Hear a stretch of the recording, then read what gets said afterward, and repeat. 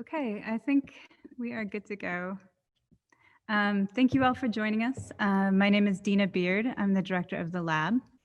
The Lab sits on the ancestral home of the Ramaytush Ohlone people of San Francisco, and we want to extend our gratitude and respect to them and the many other indigenous peoples who have stewarded this land for generations.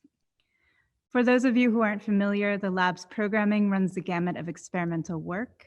We do sound, film, dance, performance, and visual art.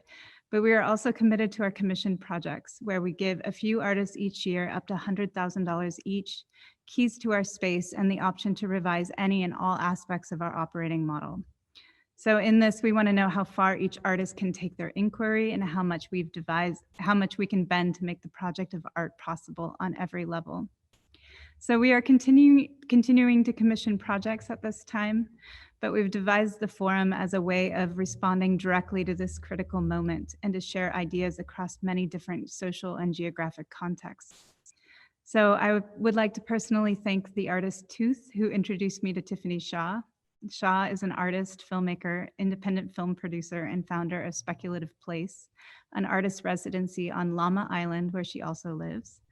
I discovered her Hell is a Timeline project through the home cooking Instagram channel, where she reads aloud from critical texts covering topics ranging from redaction to crisis to state warfare, an exercise of pedagogy and care, as she puts it. I found this interweaving of text to be both mesmerizing and resonant.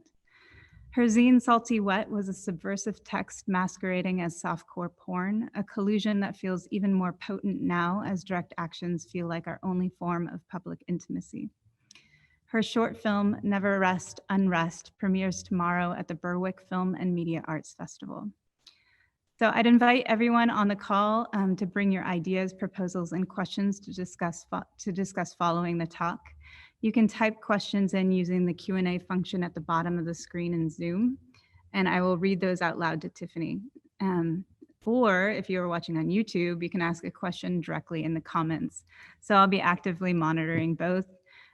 So I'll also be adding a link to a captioning program in the chat box. So if you would like a live transcription of our program today, you can use this link to get that. And let me just put that up as soon as possible. So with that, thank you so much for joining us, Tiffany, and I'll turn it over to you. Many thanks.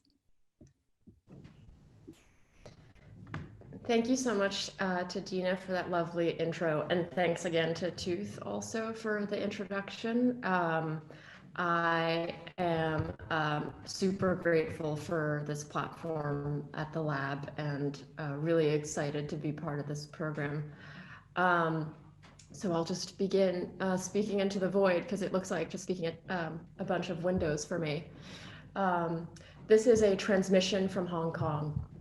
It is September 17th at 9:08 my time. I'm 15 hours ahead of San Francisco time. It is 79 degrees here with a 94% humidity. It is cloudy, partly cloudy. Today's AQI is 15. The dominant pollutant particle is PM 2.5.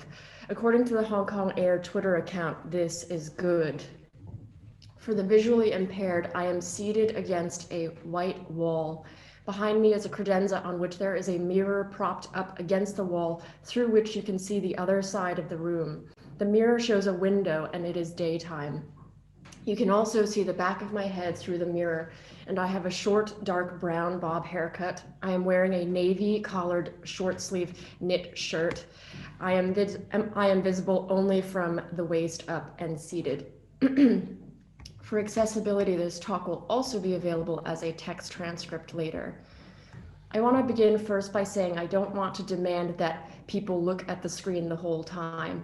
Feel free to put your phone down or computer screen aside and just listen to this as an audio feed. Tuck this page underneath another tab as you sort through some mindless task. I want you to engage totally on your own terms for what feels comfortable. Or another suggestion, Open up Google Maps and drop the photosphere in any part of green that you see, especially on the outer islands of Hong Kong. Click through a guided path, your own self-led cinema, while you listen to this talk. And maybe you can toggle between looking at my face while walking virtually through a mountain path in Hong Kong. Against the description of the talk, I begin actually in faith that many of us have actually been called into action, have sought mutual aid as a means of protecting our communities. I still believe in mutual aid as the material choreography of political critique. Many of us have adapted various forms of protest as part of the continuum of life. Over the several weeks between proposing this talk and now, if you're tuning in, you're probably bearing witness. So in this talk, I don't need to demand that you must, because you know its necessity and its importance. You likely know the difference between virtue signaling and what's not. It's likely something you know as a gut feeling. You are the choir I don't need to preach to. As Silvia Federici stated in her previous talk at the forum, the reconstruction of collective memory, unquote, is the, quote, essential elements of the everyday struggle, unquote. Living in global systems of impunity, our memories of watching this, either in person or mediated through live streams or videos or pictures, or witnessing what is outside our windows, are invisible tools of our resistance to build the folk infrastructure of memory. We are building the commons of memory, which is the very invisible material that terraforms our collective anger, indignity, and sorrow into solidarity, into a collective intelligence. This is a space of indignation we reside together in a shared feeling and unifying belonging, and that even if we live in different centers of crisis, each center itself constantly moving, changing, growing, and contracting, these moments make the space of indignation emerge, albeit painfully, as clarity. And it is affirming the feeling of being seen, and to do so in community and smuggled through a transmission.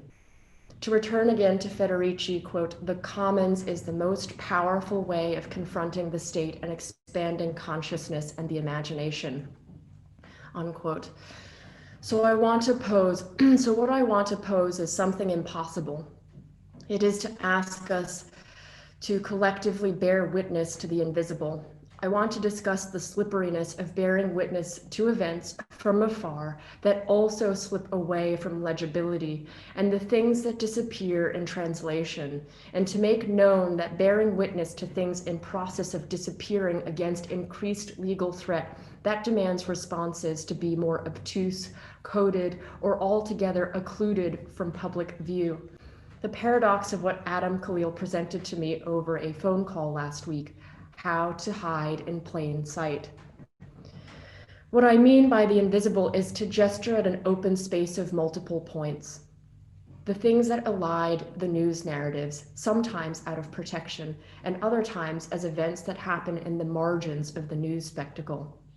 I also would like to pose the ambivalence of bearing witness and to be inside the spectacle that people look at vis-a-vis events in Hong Kong, and to meet its nuances between statist propaganda and as well through the media spectacle machine. To understand these times is to commit to holding witness to the invisible, how to trace capital and its huge exchange under us, to give language to affect and its relations in our current moment and how to live, to mourn the dead, to hold space, to look for the disappeared, to look at what has been redacted, to observe the invisible imprint of fear, and to describe the dimensions of the specter of state terror. How to think about realms of knowledge that are occluded from understanding without cultural or linguistic translation. A wet finger in the air, feeling for change and trying to penetrate its dimensions. The air is as immaterial and unseeable as this moment. There are certain ways in which acts of care must not be posed under overt or didactic terms in order to protect their ongoing activity. Increasingly, actions are demanded to be invisible, muted, indirect, humorous, boring, and constantly volatile in form. And somehow in this, we will have to find a sense of joy and irreverence, and somehow also to rest. The following transmission is a fragmented release of an unfinishable text amidst constantly shifting conditions.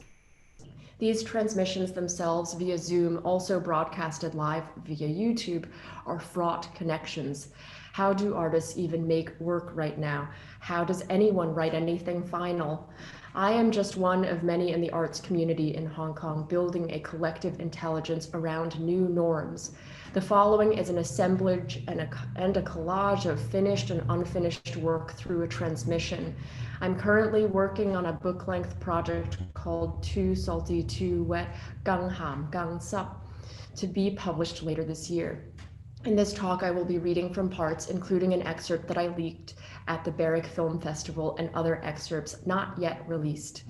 In this talk, I will be discussing how to bear witness to the things that are invisible or unintelligible. I'll be reading for most of the time, and every time I take a sip of water is to denote a pause in the text.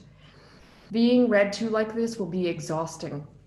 Again, feel free to engage with the screen on your own terms. My recommendation, wander through Google Maps photosphere in the green spaces in Hong Kong between looking at me.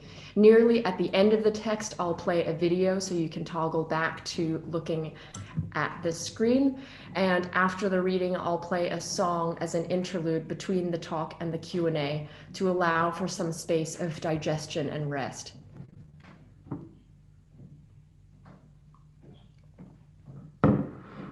The centerfold.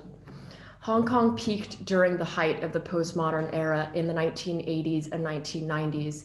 As the harbor city at the center of global trade, it was the busiest container port in the world between the years of 1987 to 1989, and from 1992 to 1997, parentheses, and also between 1999 to 2004. During those years, the Pearl River Delta was the channel through which the most material goods in the world passed. Viewed through the lens of design and material history, Hong Kong was the city at the cusp of a world supply chain during the ramp-up of globalization. While Hong Kong culture itself has been written about as what Hong Kong historian Akbar Abbas describes as an elusive subject, quote, in perpetual disappearance, Hong Kong's material culture expresses its irrefutable and visible imprint on the world through its industrialization. So to tell Hong Kong through the lens of design and material history is to tell the city and the Pearl River Delta on its own material terms. Central design offices may have been found in metropoles like London, Paris, or New York in the 1980s and the 1990s, but Hong Kong was a site of liaison, adapting sketches and ideas into serial production and material form. Placing Hong Kong on the Pearl River Delta in history as the nexus of global industrialization also reimagines design as a geographically dispersed and global process. In his essay, Early Modern Design in Hong Kong, Matthew Turner writes, the economic strategy of this region was characterized by, first, a labor-intensive system of serial or mass production, second, a strong export orientation, and third, a process of adaptive design, unquote. The Pearl River Delta, Turner continues, was, quote, the crucible for export designs that adapted the world's goods to Chinese materials and manufacture, unquote, even dating back to the 10th to the 19th century. Hong Kong as a global nexus also bears a history of violent exchange. The special territory was established as a new crown colony as a result of the Opium Wars between Britain and China, and as historian Lisa Lowe describes, the territory satisfied the colonial mercantile strategy towards the expansion of British imperial sovereignty in Asia, based on, quote, liberal ideas of free trade and government. The Pearl River Delta was also a site for trafficking drugs and coolies. As Hong Kong historian Christopher Munn states, two great trades sustained Hong Kong's early economy, the import of opium into China and the export of labor out of China. Coolies were captured and sent to the Americas and shipped on vessels much like those that had brought the slaves they were designed to replace. Centuries in the making, Hong Kong as a special territory established by liberal free trade principles ushered the dark trade of opium and human trafficking from the colonial era to the industrialization of textiles and objects for worldwide consumption and globalization. Imagine in your mind the picture of the Pearl River Delta. Better yet, open up a tab right now and look this up under Google Images. In the exact words that I tell you, Pearl River Delta, The Economist. The first picture under Google Maps is the map I want you to view. The Pearl River Delta is the material birthplace of globalism. And on the map, it even looks like a cunt. A dirty joke lies in this map. Look at it one way and you see the Pearl River Delta. Look at it another way and you see a cunt. Look at it another and you see the Greater Bay Area. Hong Kong was always built for extraction. It started raining heavily here, so if the connection cuts out, I'm just going to give you all a warning.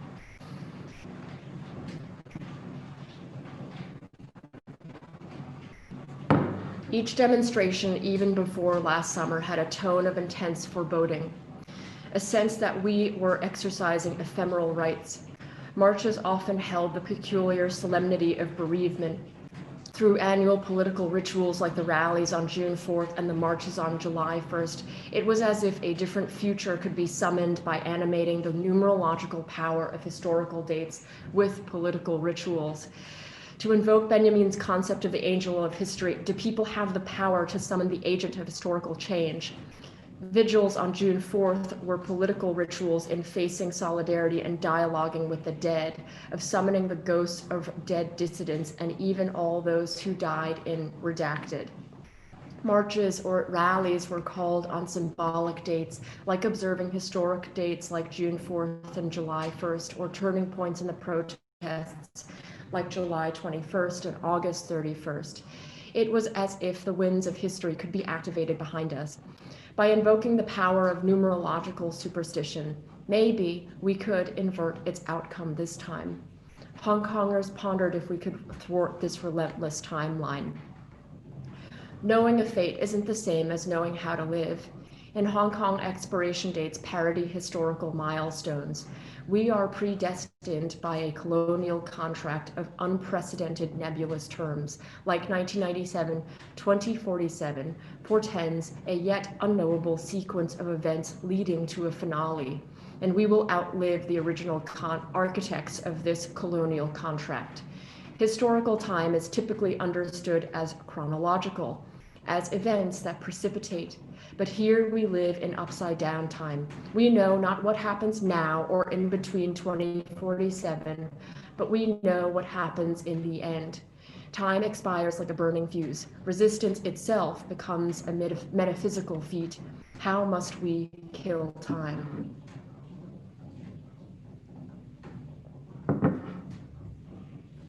When Barthes posed, who will write the history of tears? In which societies, in which periods have we wept? I wondered to what extent he was mocking. History unfurls a series of receipts which show an assemblage of primary and secondary accounts. In a story that focused so much on macro transactions, geopolitical lobbying, blockbuster IPOs that moved capital from one stock exchange to another, luxury real estate speculation in overdrive, and the dizzying lawfare, where is the space in this event for the history of tears? In the digital age, what will primary sources resemble? Will bibliographers be sorting through DMs, WhatsApp, and Telegram messages, Twitter accounts, emails, etc.? What will the rooms of all this data they have on us now amount to when we are dead? For Walter Benjamin, death is the sanction of everything the storyteller can tell. He has borrowed his authority from death, unquote. Historians teach us how to know events after they are finished. It is exactly with the authority of the future, the authority of the victor, upon how school textbooks will enumerate these events. And yet, still, how does one write about the process of living through a metastasizing present becoming history that is yet unfinished? What will disappear from the written record? What stories did not even make the news? The dominant written records of these times were powered by journalists. they took on the undeniably essential task of telling these events day after day and provided visibility in increasingly opaque times, and when survival demanded news literacy. However, blatantly false descriptions such as, quote, island city, unquote, somehow propagated in these months by foreign news outlets should not literally enter any historical record. Accounts of protesters dispersing should attach a note that some journalists outed their locations in real time on Twitter. These mistakes, both factual and ethical, were myriad in those months. Bringing up these examples should not at all be misconstrued as a disavowal of the essential role of journalism in these times, but these examples demand we see the stories at the margins of living the spectacle itself. In the unattended space of telling these times, they explain the friction and mistrust between frontliners and some foreign correspondents. They also bear the queasiness of living inside something you inherently know relies on precarious international attention, risking misinterpretation, mishandling, and mistranslation from those who report, especially from the outside. What does it mean to be living in an event that there is a global news appetite for, when there are people who would risk your safety to tell your story? Living inside, often alongside the news spectacle, makes known the transactional nature of this exchange between those in the center of these events and those who report on it from the outside that make up these receipts that show our times. To be sure, the exchange goes both ways. For a movement that was leaderless, the aim to constantly innovate protest tactics was a plea not only for building collectivity, but also using direct action to enter, interrupt, and shape the news cycle. The media was used as a tool. This ethos drove the strategy of actions as protesters appealed to journalists in the gaze of photojournalism for an international audience, including ongoing rallies such as Chokongmanwui, waving iPhone flashlights in the place of candles for photogenic moments, the commitment to shouting protest slogans in both Cantonese and English, and the emulation of the Baltic Way protest staged across the city and also on Lions Rock, meant to invoke international trans-historical resonance. Still, these consciously spectacular moments rest alongside other narratives, relegated, sometimes out of protection, at times even out of shame, to the private. These newsworthy actions present only a partial picture, only what is most materially visible or editorially legible. And still, many essential accounts remain elusive. You hear a lot of insane stories that went untold, one journalist told me. Crying or sorrow alone is not newsworthy, and Bart's words called out to me like a dare. It is upon these invisible private sites of feelings, grief, anger, and even denial that historical transition reconfigured us. To write the history of tears is to document an oral history of sorrow, and these times breathed a spirit with its own momentum in each of us. This spirit ruptured how we experienced the day-to-day. It ripped apart relations, built new ones. It questioned and reconstructed notions of normalcy. Marcuse writes that in protesting, the intellectual refusal may find support in another catalyst. It is their lives which are at stake, and if not their lives, their mental health and their capacity to function as unmutilated humans. Their protest will continue because it is a biological necessity. Sorrow shaped the very fire that galvanized us, burning somatic inscriptions of pain and illness. I cried often in those months, holding my phone in my hands at night. We all cried, and it was as if these months each person observed grief take over our body as hosts. To document sorrow was to make trauma invisible and to illuminate the somatic narrative that wove through and connected us.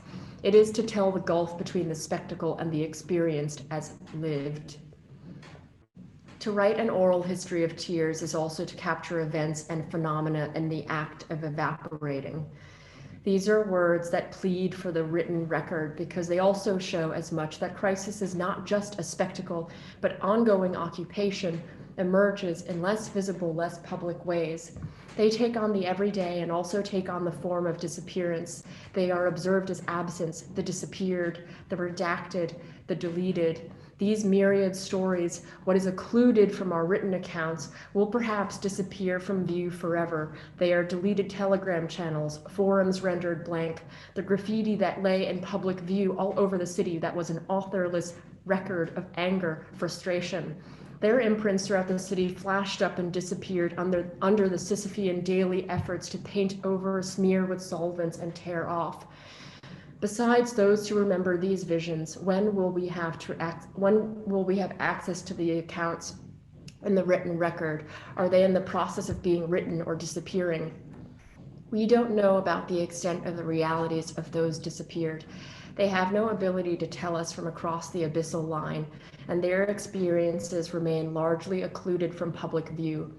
Some accounts emerge as leaks, like rumors or testimonials of exiles who suddenly emerge on the other side. But these, we must remember, are partial glimpses. There is a void of silence. The few who get to tell these stories from across the abyssal line of disappearance are alongside a void of vast, unknowable experiences faced by those who are the most targeted and who are most forgotten in this timeline.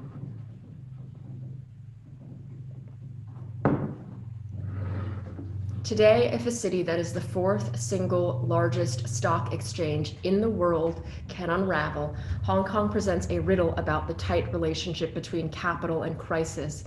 I used to think that capital would protect a city from falling into political crisis, but in fact, it invites powerful spectators. From the people who fly in for dark tourism, the financial institutions who are shorting in the background, real estate groups speculating the consequences on the global luxury real estate market, Hong Kong is dying and its death became capital. In Afflicted Powers, Capital and Spectacle in a New Age of War, writing on the relationship between the state and the techniques of the image of September 11th, Ian Bohl and other authors assert, states can behave like maddened beasts, in other words, and still get their way. They regularly do. But the present madness is singular. The dimension of spectacle has never before interfered so palpably, so insistently with the business of keeping one's satrapies in order, unquote. So while the valleys felt by the luxury real estate market forced investors to dump properties and seek luxury real estate elsewhere, multi-billion-dollar blockbuster IPOs continued to make splashes on the Hong Kong Stock Exchange. Deng Xiaoping famously assured the public before the handover that horses will still run, stocks will still sizzle, dancers will still dance.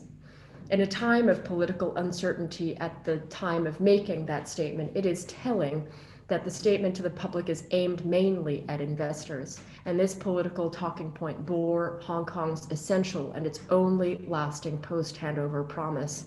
Hong Kong is a site for spectacle and capital, and this is how the city will be consumed.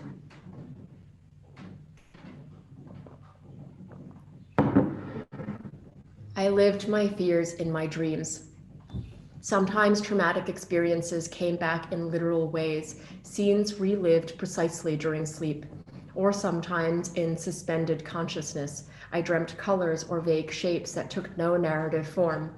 I would wake up kicking off sheets wet from sweating through the night. It made me dread sleep because fear was most visceral and total in my sleep. Once, I dreamt I was with some young female protesters untangling a black elastic band from a girl's long black ponytail, when suddenly the cops started chasing us in full riot gear, opaque and reflective mylar covering their visors. I felt a sharp jab in the center of my back, and I woke up surprised to find myself clawing to the other side of the bed. I could still feel the dream's lingering impression in the center of my spine. And when I realized it was a dream, I became convinced that I hadn't just imagined the physical sensation. Maybe it was real. I thought perhaps I was being visited by a spirit. Barely awake, I made peace with the knowledge of its presence before falling asleep again. So many nights unfolded in a mixture of terror and insomnia, and sometimes a bad night's sleep waking up to the familiarity of a pale blue early morning light, even sometimes seeing the morning in a hypnagogic state, that sticky place where consciousness is half suspended from sleep, comforted me with the morning to come. that the night had finally ended and I could stop watching.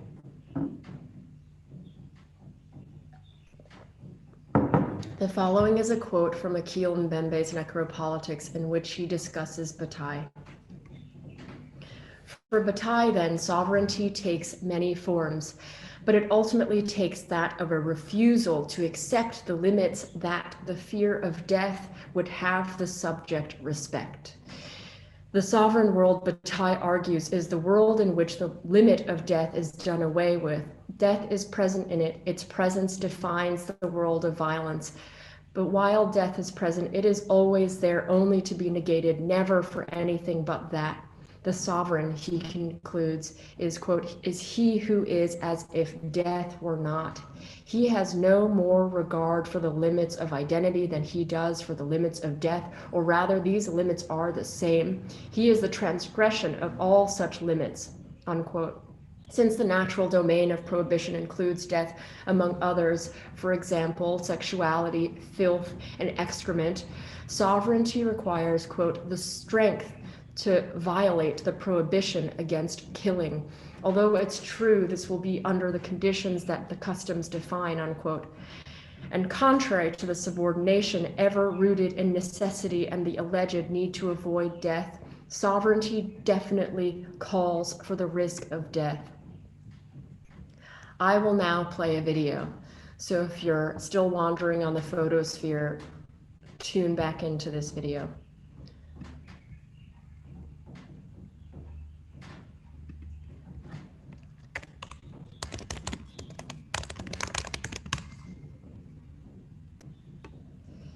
One second, I just have to allow for screen share.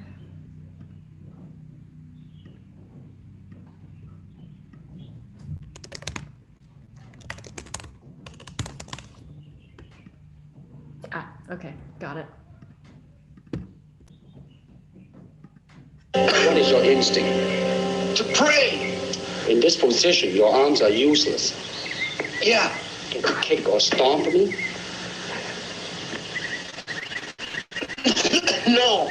Then, if you wish to survive, what do you do? I don't know. Bite. Bite. Are we not animals?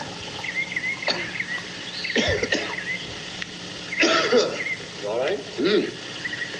I can't find much evidence to the contrary, Lee. Bite, huh? Biting is efficient in close quarter, but don't make a plan of biting. That is a very good way to lose your teeth. There's so much to remember. If you try to remember, you will lose. Empty your mind. Be formless, shapeless, like water. Now you put water into a cup, it becomes the cup. Put it into a teapot, it becomes the teapot. Now water can flow or creep or drip or crash. Be water, my friend. Yeah.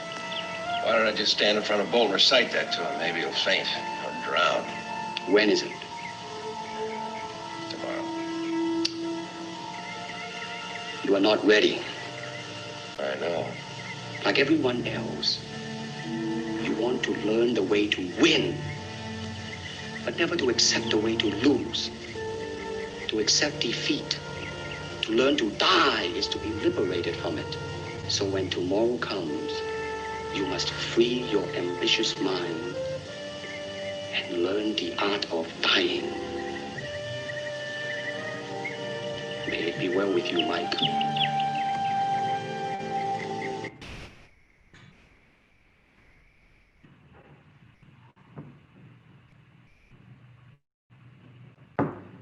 Political theory around the frameworks of death and sovereignty bears with it an inherent and potential recklessness, as if an invitation for martyrdom if taken too literally. For a city that was already suffering from unconfirmed but anecdotal endemic psychological illness, depression, anxiety, insomnia, suicidal thoughts were not uncommon.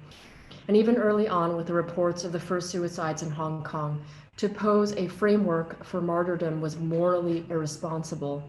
Journalists, commentators, and others wore kid gloves around this language in public for fear of setting off a trend among impressionable teenagers. They feared revealing any further precedent for politically motivated suicides, which the teenagers explicitly expressed as acts of resistance. Death was ubiquitous. It was present in the protest chants and conspiracy theories. Rights were burned at the scenes of protests over rumors, which hardened for some into fact that the cops had killed people inside Prince Edward Station and covered it up. Whether rumors or real, so much in those months revolved around death. Those who had the gift of sight said they saw protester spirits wandering around Prince Edward Station, or even following Carrie Lam at press conferences. In one particular YouTube video, a woman with the gift of sight pointed inside the shuttered station to the empty set of stairs, asking, "Do you not see them? They are so faint, you can just barely see them."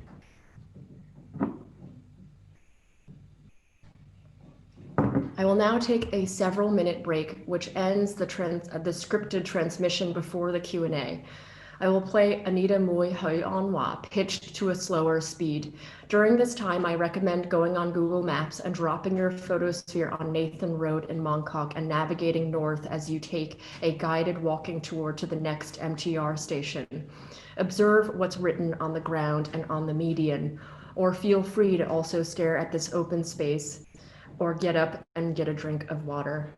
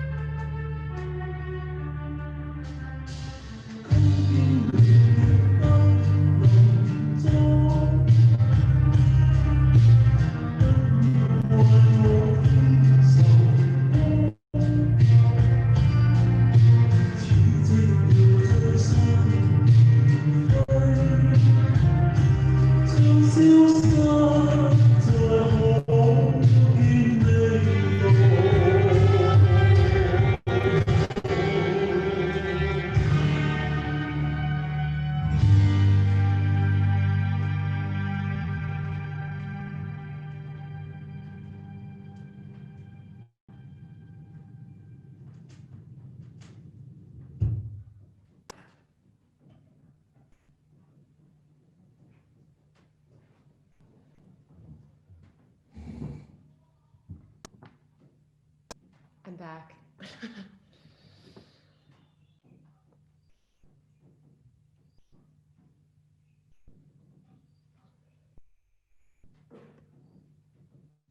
I guess now is the time for the Q&A.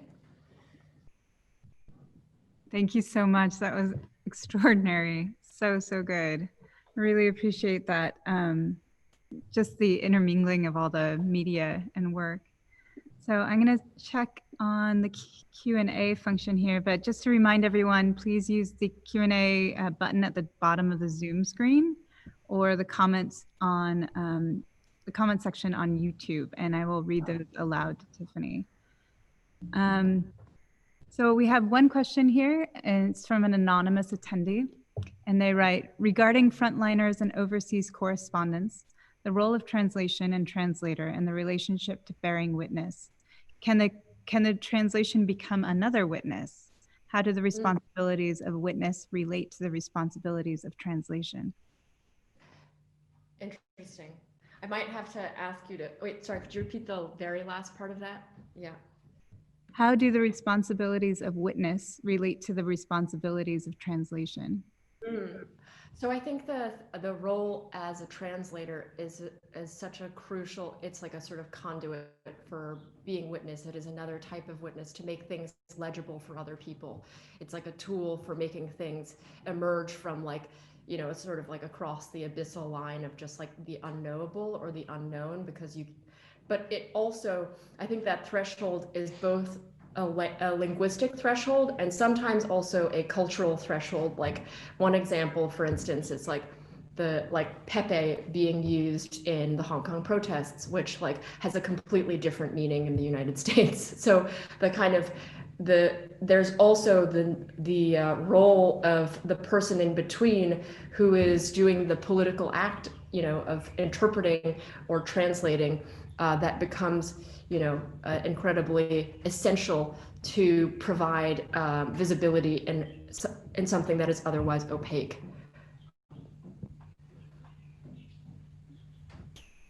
Great. So Nick Lowe asks, in light of Hong Kong's apparent politico-economic death spiral, how long can a disaffected, disenfranchised, and dislocated generation maintain this listless steady state? How long? How long? And then what are your thoughts on the possibility of looking for liberation by tracing the city's history in the Pearl River Delta, where millions of workers continue to toil in pursuit of their own economic liberation? Yeah.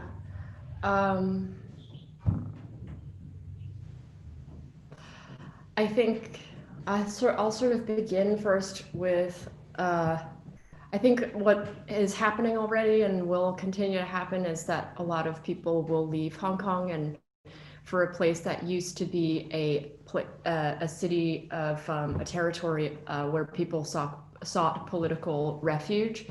Although not all were able to do so, there are also Vietnamese refugees who were turned away or also imprisoned actually in Hong Kong. So Hong Kong has a very kind of like layered history in terms of thinking about even like the notion of political refugees. I don't know how long. I think that's just it's a question that no one can really answer.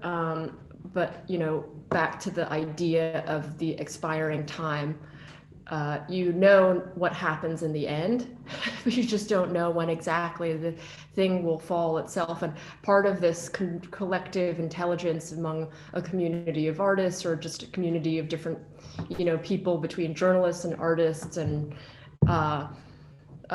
is trying to find where the sort of like line is all the time, and trying to kind of like speculate and sometimes trying to test it.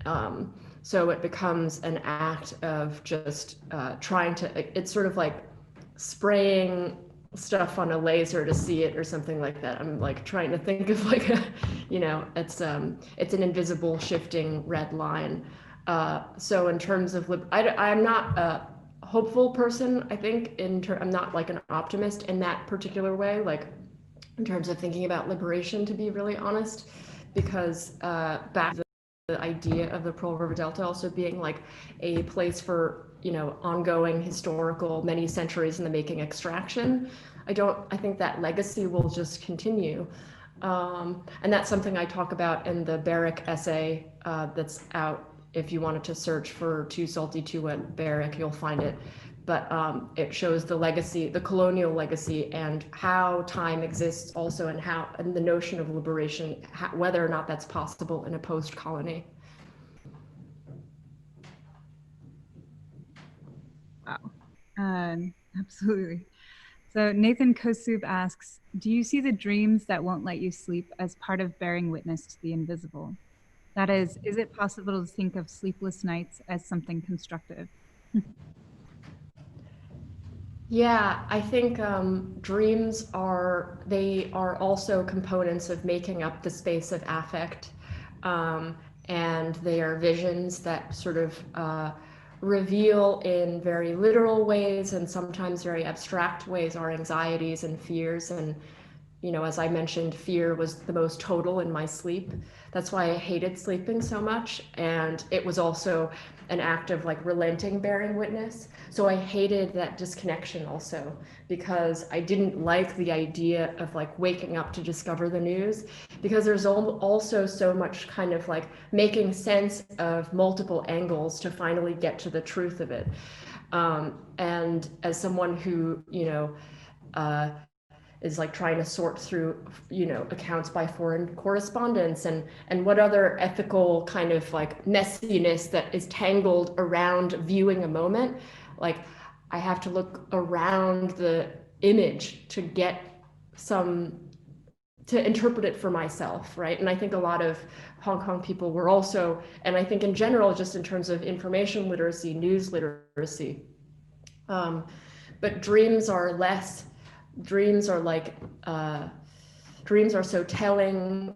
I mean, Hong Kong culture is also so like steeped in superstition, and like the idea of ghosts and haunting. That video that I mentioned of like people looking into the MTR station, this woman who has the gift of sight looking into the MTR station and seeing, the dead wandering around. That's on an outlet, like a news outlet kind of platform, not like a very well respected one in some sense, but just the fact that it's there, it's part of the culture here. And I think before the culture of devices, you would hear, I mean, when I was a kid, I heard so many ghost stories growing up. A lot of restless souls like inhabit this place, and that was part of like the oral tradition between like my family, just talking constantly about ghosts and being very aware of ghosts. Like I live in an unoccupied house next door, and there's apparently an urn there, and like no one tends to it, no one lights like incense for it. And so there's just like, and that also, that's part of like the discussions that I have with like the the local I live in a small village, like everyone knows the history of like each building and stuff. So it's very much part of the texture. And I think that's related to dreams, is the threshold of like across life, and also like a different kind of knowledge that's so important to also think about, but it's so hard to trace. And I think that's part of the, and the role of the artist and writers to give kind of texture, or poets to give texture to this like unknowable space. Journalists can't write about ghosts or being haunted. That's wonderful. Yeah, I wish they did more. Wish we had more of that. Benjamin DeKosnik writes, the images of fallen protesters lingering in space at particular points of Hong Kong are particularly poignant. Do you anticipate that these lingering spirits will manifest differently over time, migrate and glom into groups? I don't know. Like, that stuff is really hard. I don't have the gift of sight, but I'll give it, some examples. Like, I know people who have the gift of sight who like wander into certain spaces in Hong Kong and they collapse because they never leave those sites, apparently. These spirits, they are just like stuck in limbo, constantly kind of like replaying this theater of like the most intense violence that happened to them. So, I think like also thinking about conspiracy theories, it's like not, but the kids the teenagers who commit suicide, we think about their souls, but then, even the souls of, even the sort of, even as conspiracy theorists, the fictive souls, the fictitious souls, we made up these like, they're fictive martyrs in a sense. But also like, what does it mean to have a fictive martyr? So do you will the act of seeing something that is already a specter? It's like a specter of a specter kind of thing. So, I mean, it's hard to say with any definite, but I think it's just about gesturing to the space of like this energy, I think that constantly is pervasive. Absolutely. Niccolo had a follow-up to his question. Do you think that contemporary life in China would be an appropriate window into Hong Kong's afterlife future? I think partially, but I think not completely.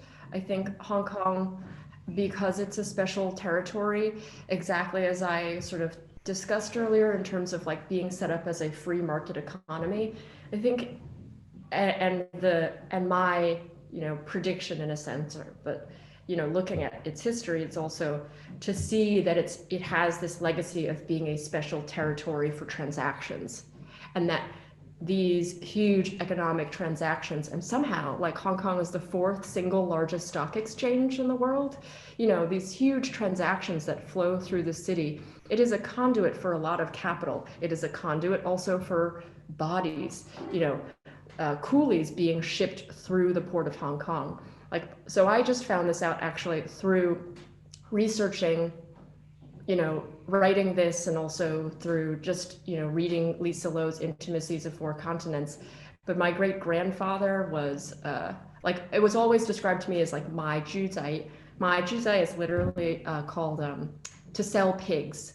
To sell piggies, actually, is probably the better translation for that. But my great grandfather and his two brothers were sold as piggies. This is how I was taught when I was a child, from Fujian, like captured and then shipped to Malaysia. And my family is not indigenous to Hong Kong, but that was in my family lineage. That is the first time my family touched the port of Hong Kong, like through basically this process of research, right? Is one, finally translating my juzai, like literally a month ago, like into coolies. They were coolies.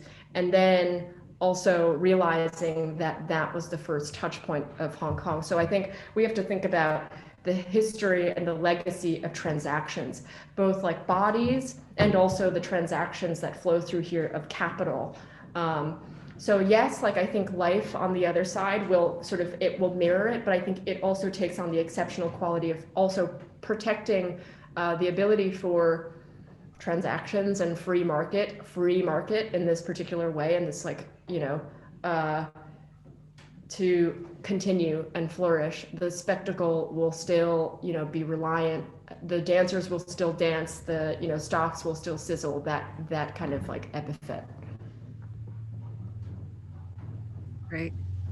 An anonymous attendee asks, what would you say to those who feel nostalgic for Hong Kong's colonial past and oppressors? And where do you imagine yourself to be in 2047? That's such a good question. I love that.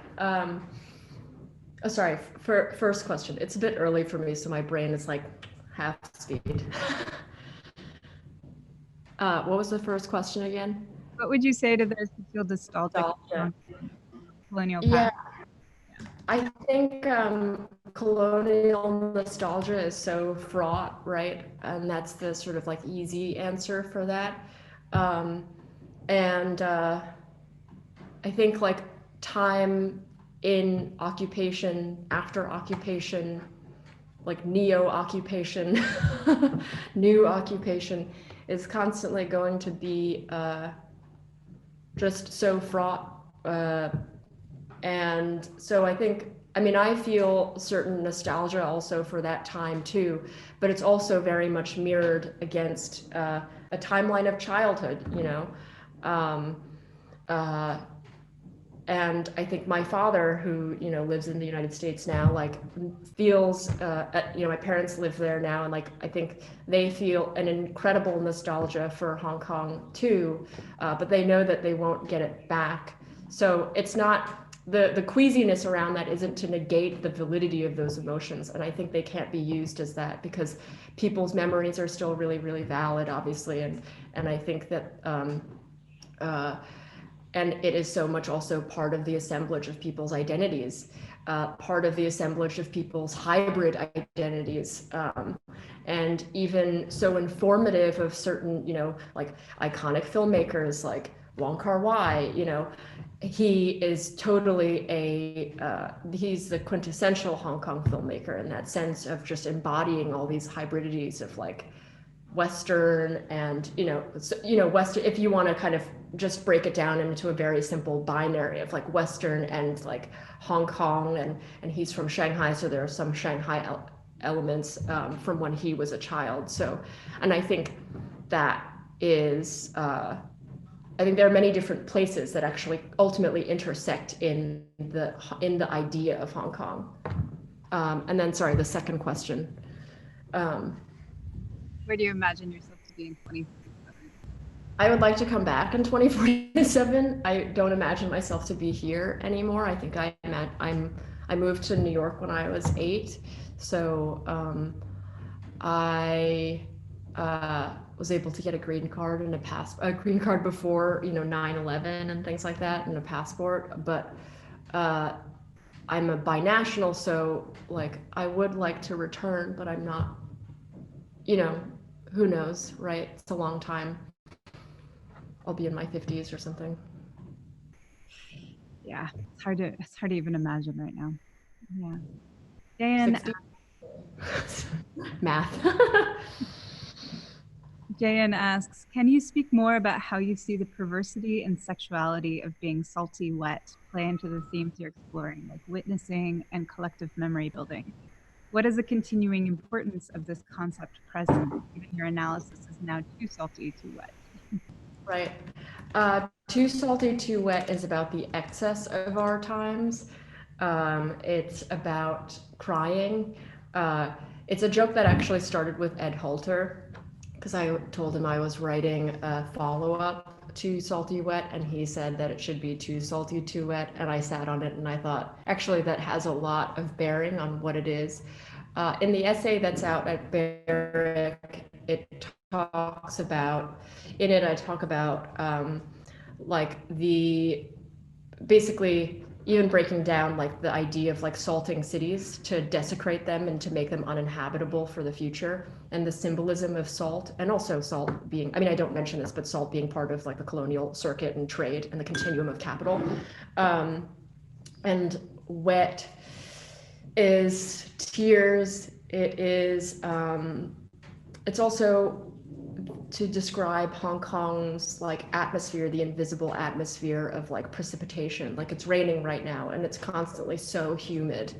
And it's something that if you've ever been to Hong Kong and you look at a skyline, you can kind of like nearly feel the wetness of the image. But if you've never been, you might not kind of, that might not evoke for you, in the same way that looking at the protesters out there, like in all black and long sleeves in at the time the hottest summer on record. Now is also the hottest summer on record, but for 2019, you know, if you know the Hong Kong summers, that's like just such a visible representation of how relentless that those actions were. So Salty Wet and thinking about the perversity of the image is also thinking about the precarity, I think, that we rely on, and goes back to also like thinking about Edward Said and his writings on Orientalism and seeing the sort of like feminine East as this, you know, as this, going back to the cunt of the Pearl River Delta, the notion of extraction and passivity and those sort of like geopolitical, like essential modes. But as a female writer from Hong Kong, to kind of like make that into a subversive retelling. So trying to inhabit the salty wet, and trying to take ownership of that as someone who's writing about it.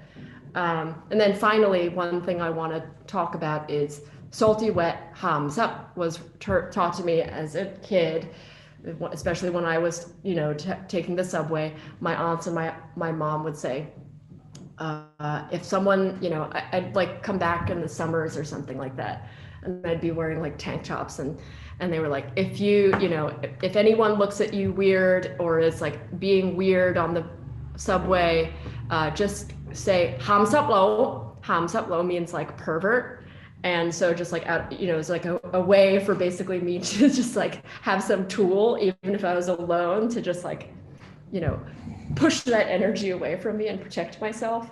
So really also just even learning the word is part of this like legacy of like thinking about like how I can use it as like a weapon. That's excellent. I've been thinking a lot about the way you weave together these histories of materiality and the kind of the movement of materials throughout Hong Kong. And of course, I love that the Bruce Lee clip like tied us back to the Bay Area in some way. And he's talking about, you think about the materiality of the Bay Area as a mining town. It was like first a gold mining town, and now it's a data mining town. And so you have these kind of structures in between. And then now we're borrowing all these strategies of insurrection from Hong Kong with the Be Water. And the thing I was curious about selfishly is how you do this extraordinary job of like moving between your commitment to materiality, but also this kind of, this attention to affect. I still have a full-time job, and it is in business, basically. I wouldn't write about this, but it's like, and I grew up in a business family and a textile family, and my parents had to sell their business in duress in like 2012. So I grew up in like material culture.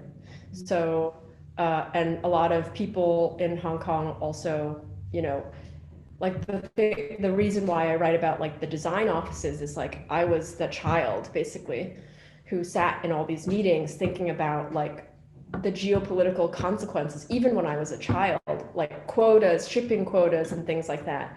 And how that moved in the size of businesses, and also how that shaped lived experiences for people, how they worked, what was shipped through here. And I also live on a small island, so my commute every day is constantly looking at these huge barges and like these ships with like all these containers on them, these shipping containers. And it's like something like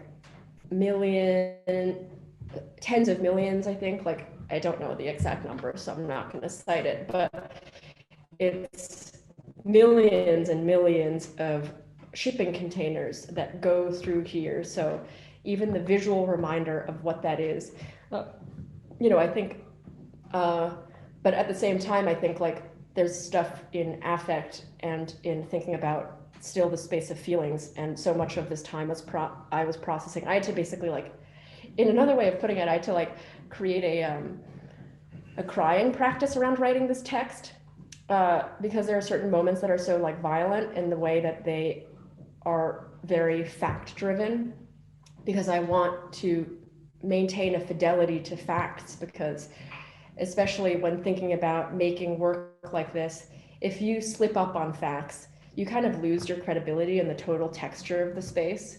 So it's really important for me, for just thinking about like research methods, to have like to be really careful around that, because then you can't construct the space of dreams, and then you can't inhabit the dreams with total trust in the person who's telling you about this space.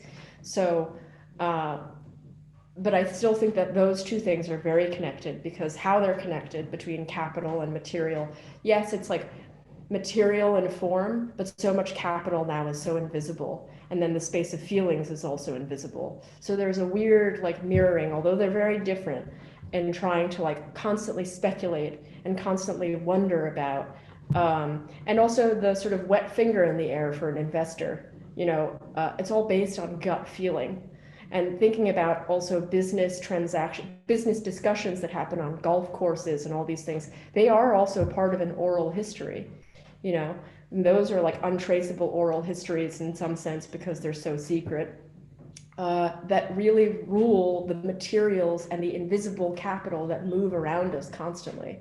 They're being negotiated over dinners. So yeah. So great, thank you.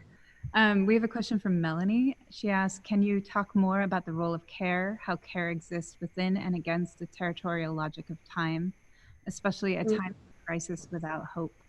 Is there a relationship between care and killing time? Yeah. I think that care and mutual aid is really important. It's like the most kind of like crystallized form of care. But then I think what you're talking about in terms of care and temporality, and when Carolyn Lazard, and I think they're tuning in right now, was here at Speculative Place for their residency, they recommended Enduring Time, that Lisa Barretzer book. So that is actually quite an influential text in how I process time and how to process taking care of time and how to endure time. And also I think like in that way, when thinking about time and care, it's so then micro. It's like you are thinking about how to think about how I spend this hour, how I spend this day, balancing my feelings and all these events and things like that. How to think about, time of sleep. You're all about to go to sleep soon, and when you go to sleep and setting the alarm for when you're going to wake up and trying to keep these sort of rituals of time. It constantly rests on this binary, I think of a lot, which is to protect or thwart the normal in times of crisis. Sometimes you have to make the decision to protect the normal. You have to eat 3 times a day. Sometimes I forgot that. I lost so much weight during the last year and I'm gaining it back. But then also sometimes you have to thwart the normal. You have to cancel the talk, or you have to cancel the event or something that brings you away from, being present in an effective way or in a meaningful way, in a generative way, at a protest, for example. So that's how I conceive of time, is like the importance of rituals and sometimes the empty broken.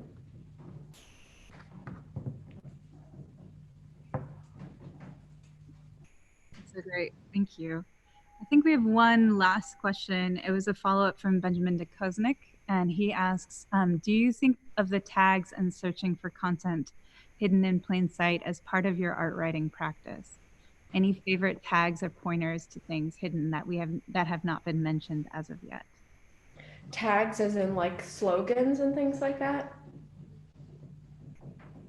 I'm curious. I'm thinking like double meanings or content hidden in plain sight. He says. Yeah. This is the funny part about this this talk also, is the fraught broadcasting through Zoom and through YouTube, and then it will be archived, and the sort of like specter of threat that also exists. So there's a part in which I can answer that question and be really explicit about it, but then it also kind of, my intentional way of speaking around these things is to constantly kind of be slippery, be like water, going back to the sort of Bruce Lee thing and going back to the too salty, too wet.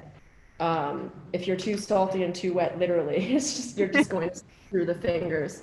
So I think that's why I also led you through the photosphere on Nathan Road, is something you can do for as long as it's up. They'll update it every few years, but that is the record, right? You know, that is the record of those writings on the wall.